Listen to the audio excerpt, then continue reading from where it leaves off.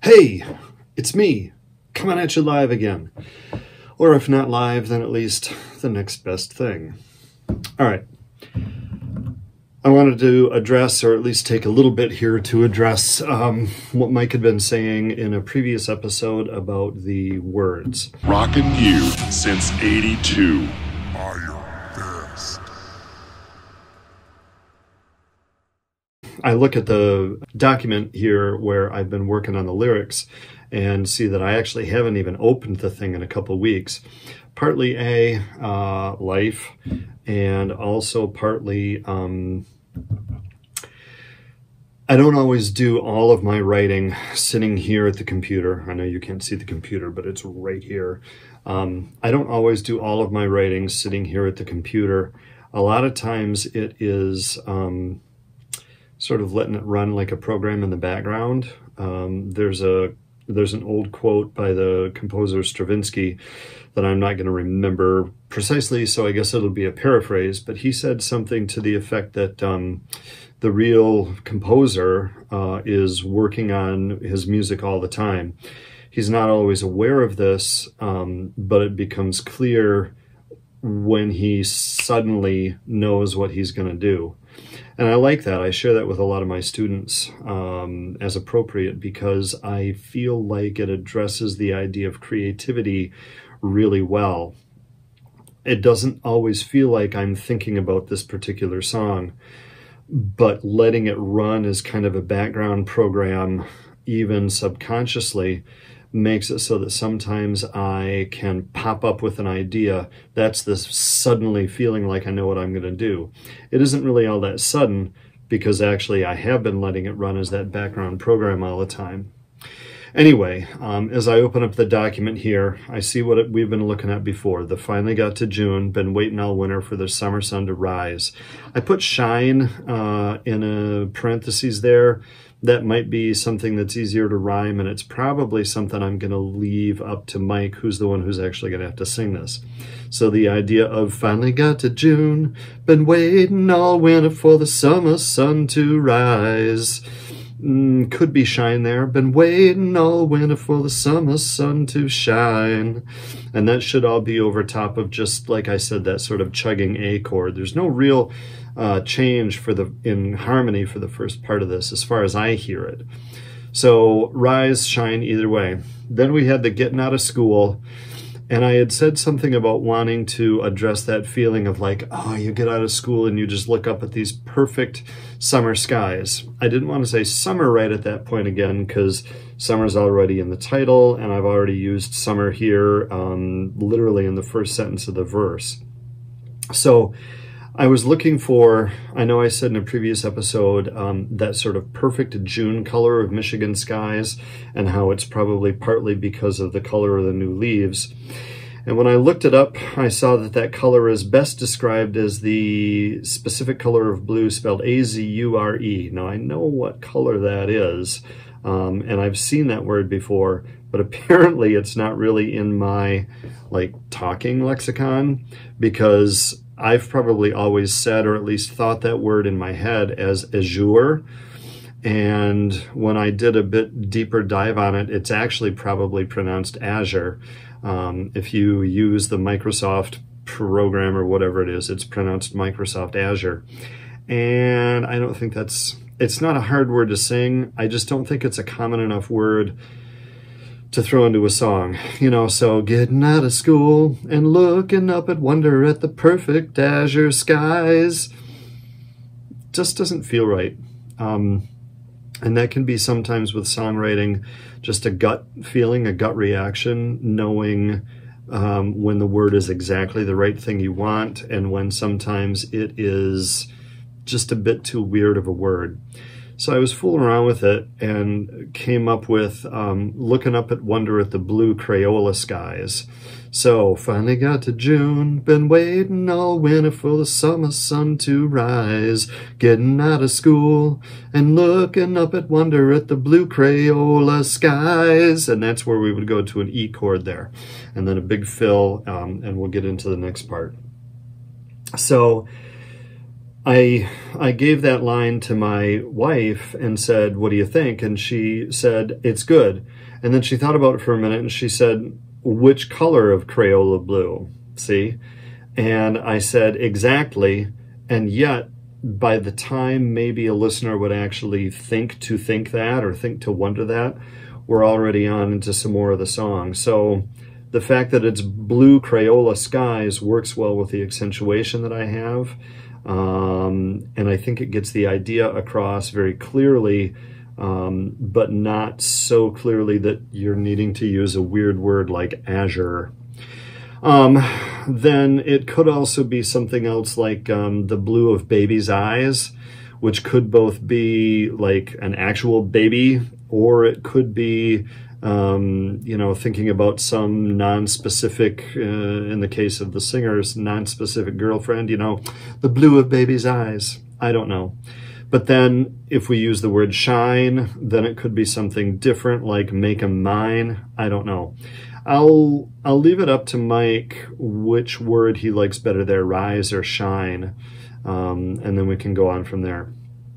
Anyway, he had said that he felt like that wasn't long enough to be the first verse, and he thought we should, in effect, repeat that. I had a different idea about getting into a pre-chorus at that point that would effectively do the same thing that we need, which is to double the length of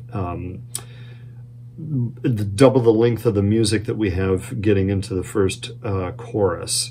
So I've been fooling around with the words here: long nights beneath the stars, hot rods and loud guitars. I've got it all to look forward to, and there is one thing I'm gonna do. I'm gonna rock and roll all through the summer.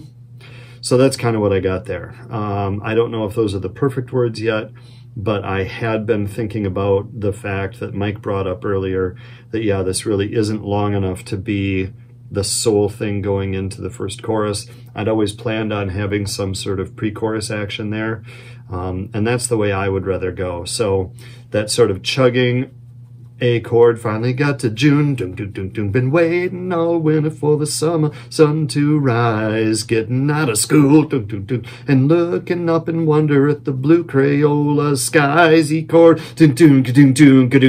long nights and beneath the stars, whatever the melody is at that point. Everything can come crashing in there, and then we'll get into the chorus.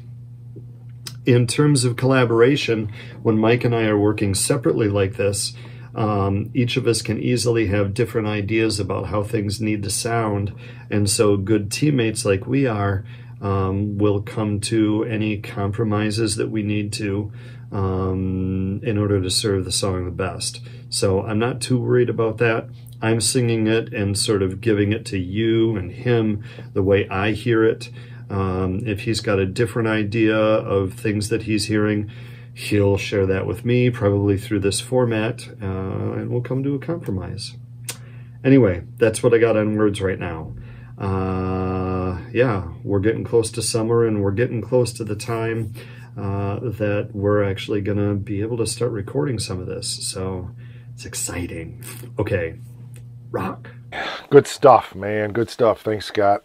So I'm just kind of riffing off of what he talked about here and just going to give you my thoughts on the lyrics. I typed them up and printed them out because we didn't create a working document between us yet. We used to use Evernote for that, and Evernote has changed their policies and no longer will allow us to store files there without paying, and we're not going to pay for it. At least I'm not going to, so I'm pretty sure he feels the same way. So we're trying to find an Evernote alternative that we can share. We have gobs and gobs and gobs and gobs of stuff stored there. But anyway, that's not why you're here. So he's going, finally got to June, been waiting all summer for that summer sun to rise or shine, or maybe some other word that we'll come up with. Getting out of school and looking up with wonder at those perfect summer skies, okay, azure skies, okay, at the blue Crayola skies, okay. The word there we keep landing at is skies, which I think kind of dictates that in the first stanza of that we're going to use the word rise. I've got some other ideas there, so hang on. And then into the pre-chorus, long nights beneath the stars, hot rods and loud guitars. I've got it all to look forward to. It's one thing I'm going to do, I'm going to rock and roll all through the summer. Okay. Let's set aside the thought, the idea of skies for a minute. And let's look at it from I'm not crazy about the blue Crayola skies. I'm not crazy about the azure. I'm even less crazy about azure or azure or whatever it is. Being in technology, you think I would know how that is, but I don't like cloud and stuff, so we don't use it a whole lot. That Microsoft thing is what I'm saying. So anyway, so I need to ponder that just for a second or six and come up with some ideas. One of the thoughts that I had was if we wanted to change it a little bit, we could do like looking up with wonder at the wild blue yonder. No, that doesn't work. I know that, but I'm kind of going down that. I'm trying to put myself back into being a kid, thinking about what it was like to be down by the lake in the town that I grew up in northern Michigan, sitting out on those great big rocks, those big cliffs out by that blue water of that little small lake that was in our, no, not a real small lake, but inland lake that our town was. And I just want to capture those feelings and sit there and look up at the blue skies and the white puffy clouds, the cotton candy clouds and all that stuff. So give me some thoughts here a minute, or tell you what, you don't give me thoughts, you give me a second and I'll give you thoughts. That really hurt. But I did some thinking, and I put myself back into probably grade school age, no, a little older than that. Junior high, I was 7th grade when I moved from northern Michigan, and that's kind of, life became very, very chaotic since then. Those were the perfect summers back in, up until about 1979. So, life, like I said, after that was not as idyllic, let's put it that way. Not that I didn't have some idyllic times in my teen years and so forth, but really that 70s childhood summer stuff, even though it's a little bit pre to the feeling of this song, because I feel like this is more of a teenager rock and roll, cars, guitars stuff. Although I was into cars and that kind of stuff, even in grade schools, and guitars. I started playing guitar when I was 8 years old. So anyway, you didn't come from my life history. You hear about songwriting. But this is the thing about songwriting that I really want to emphasize here. Songwriting is about the soul and the experiences of the songwriter. So going back to a time that I can really just like bring up that muse in me and bring up those feelings of that idyllic summer, that perfect summer, that enthusiasm of being a kid and looking forward to, helps me look at these lyrics, even though I'm doing it as a 13-year-old, maybe rather than as a 16-year-old or as an adult. I still think there's some validity to that here. So I played around with getting rid of the word rise and going with shine. Nothing really worked for me because of how we go into that next phrase of the song. So I just kind of quickly, well, what I did, we finally got to June, been waiting all summer to lay out in that summer sun, which took me down a rabbit hole of finding words that rhyme with sun. And there were none. No, that's not true, but there were none that really worked for me. So I went back and circled back around and put it back to rise. I like the idea of laying out in the summer sun because that's where I started, was laying out on those black rocks by the lake. So then I thought, well, let's leave the first lines alone and go to the second line, getting out of school and looking up with wonder at those blue Crayola skies. I said, it works, I'll sing it, it's fine. If Scott's really passionate about that line, that's fine. It's not a hill I'm willing to die on here. So, but here's kind of, so finding, again, words rhyming with rise, I still kept landing with the word skies. Nothing else I looked at worked. So I thought, okay, let's just kind of set aside the azure skies and the Crayola skies And the first line I came up with was, getting out of school and looking up with wonder at those cloudless, perfect skies. Now that I kind of like, because that was very emotive of that experience as a kid. Whether that, is something he relates to or not, I don't know. So, I don't know. When I think about Crayola skies, I see the blue crayon on the paper, and it doesn't capture the feeling for me of skies. Like I said, I'm not going to die in that. That's what this is about. He's not hearing any of this until you are. So, then I pushed a little further, though. And so I like the idea of those cloudless, perfect skies. Those cloudless, perfect skies. That's singable. It's not overbaked.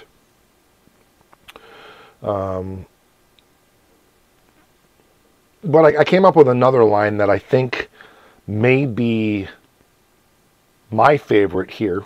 Doesn't mean it's the one we're going to use. Getting out of school and looking up with wonder at those perfect, clear blue, excuse me, not perfect. Well, it could be perfect, clear blue skies. Getting out of school and looking up with wonder at those perfect, clear blue skies. So that works. Or getting out of school. Oh, that does work. I tricked myself. I was thinking it was going to either be perfect or clear blue. So clear blue being, yeah, I like that. Give me a second. I got to cogitate a second. Now I remember what I was thinking. Looking up with wonder at those cloudless, clear blue skies. I'm afraid that's going to be a tongue twister to sing. That may be overbaking the lyric a little bit. Let's try it. Getting out of school and looking up with wonder at those cloudless, clear blue skies. It's not terrible. But I think the word perfect there is perfect. So I like that. Yeah, I like that a lot. So those are options, Scott. But I think I like the idea of the perfect clear blue skies as a writer, not just a writer of songs and poetry, but as a writer as well, because I do a lot of like writing, creative writing, fictional writing, as well as other kinds of writing. Over describing something takes away from the listener's imagination or the reader's imagination. So while it's clever writing to say the sun shining down through the trees and splashing across the ground like little fairies in the springtime, that maybe you're trying too hard to get the reader, or in this case the listener, to get them so focused on something you're distracting them from the point of the song, which is the feeling, or in writing, in the feeling of the writing. The more we can trigger their imagination, it doesn't matter if they see and feel what we see and feel. It matters that they see and feel what they see and feel. So that's a literary lesson I learned 30 years ago or more in writing, is don't over describe.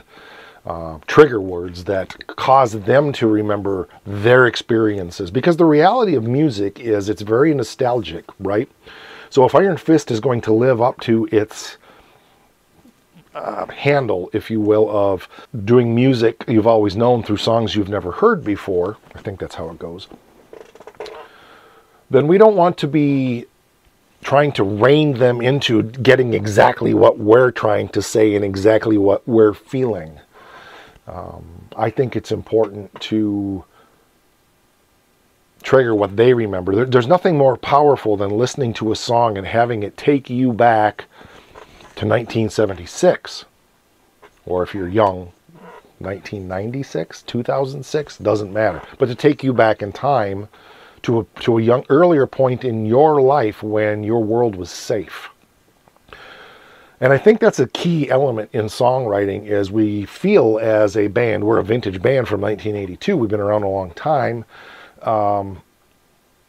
but I think we have this idea that it's hard to compete against these bands that were the soundtrack for people in 1976, or 1986, or 1996, or whatever, But if we can get them to listen to our music and we can transport them back to that time with our music, I think that's just as valid. And I don't think a lot of music is doing that today. So I think less is more when it comes to putting lyrics in. We want that to trigger their memories, because all of a sudden this song becomes nostalgia for them, even though they've never heard it before. And I think that's key in songwriting.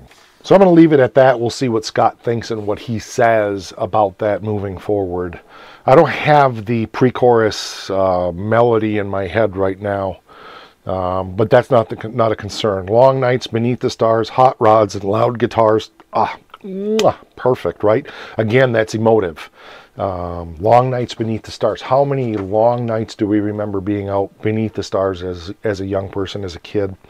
Hot rods and loud guitars. Okay, you just described my entire life.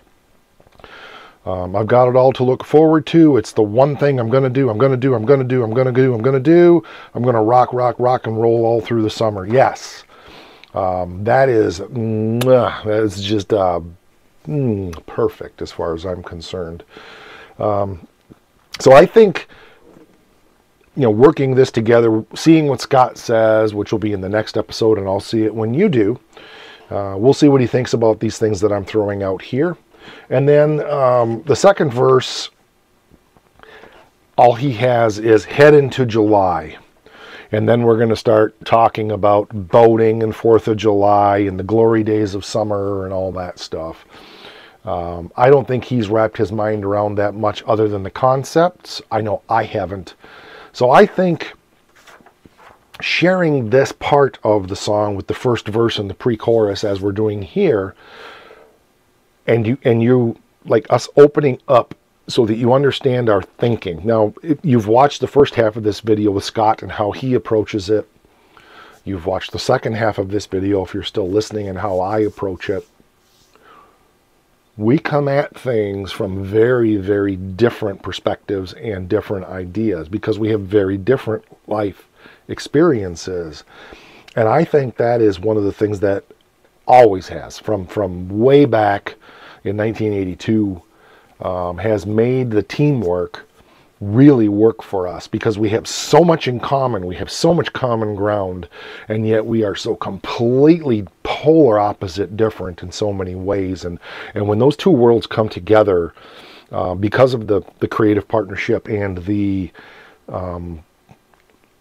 just the willingness to work together. I don't think in all of our years of songwriting we've ever had a moment where one of us has gotten upset and said, I don't know, it's got to be this way, There's a few things that we each bring to the table that we respect, and we're not going to go down those avenues because we know that about, I think that's the good thing about any relationship. You know those areas that are just not worth going into. It's not that we would have a big fist fight or a screaming match about it or anything. It's just there are areas that we're never going to really come together on. But there's so many areas we can come together that those aren't even, they're just, they're not even important.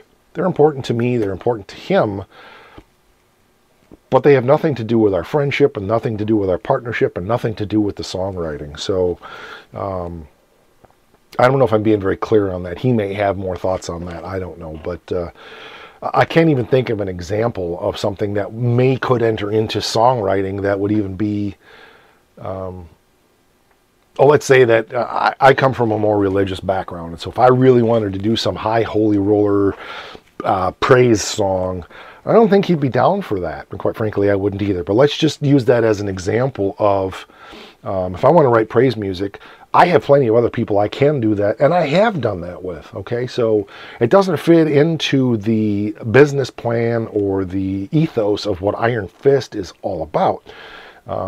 So we just don't even bring that stuff to the table because we know clearly what this band and this music is all about. And I think that is really key in understanding why we work so well together. We know that Iron Fist is, it's rock and roll music, it's partying, it's fun, it's good times, it's positivity, it's, that's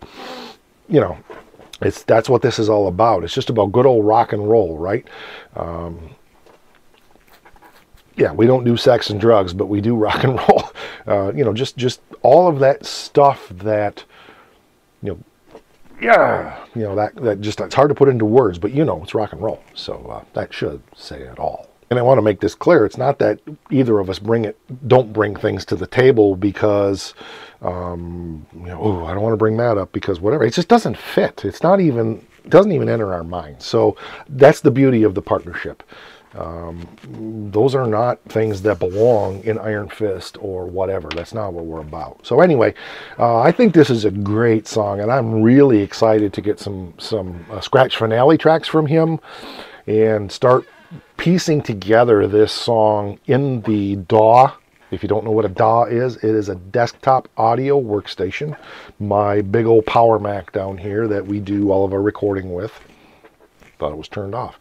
So we've diddled a little bit, but I'm excited. I love the Beach Boys harmonies we're thinking about. I love the tones of this. I love the energy of it. I love the feel of it. I think this is going to be one killer song. So, all right, that'll do it for this one. I appreciate you being here, digging deep into the nuts and bolts of songwriting and how we do it.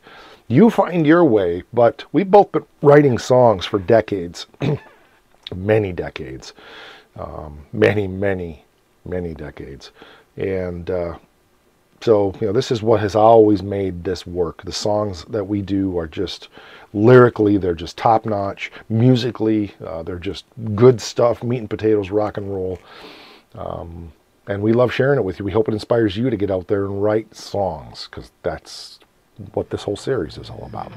We'll catch you on the next one. Arrgh.